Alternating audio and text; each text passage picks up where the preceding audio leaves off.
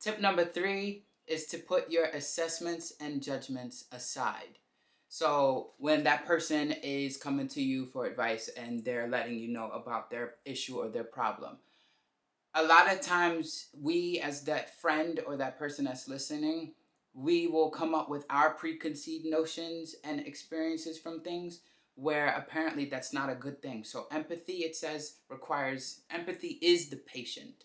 So they're pointing out with us giving our preconceived notions and experiences that we shouldn't do that, that we should just listen and let them come to, because when we bring up ours, we want them to see the world from our perception, but it's not about us.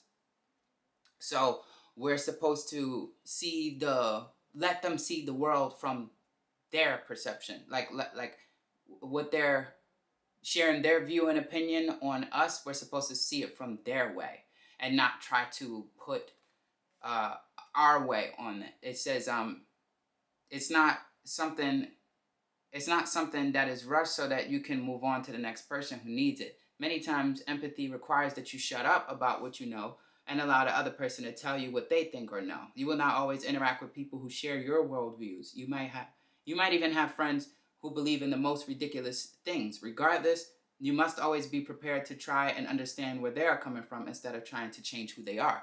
And I think that's important because when we come from our own backgrounds and our own upbringings and the way that we were taught things, we try to imprint that or permeate that on someone else by telling them, oh, this is how I learned, or this is the way that I do it, right? So remember, we are egotistical creatures. In order to be more emotionally intelligent as far as empathy, we need to allow other people mindset and views and opinions and the way that they do things to be introduced as well. Maybe their way is better, but you won't know that if you don't allow them to give their input as well.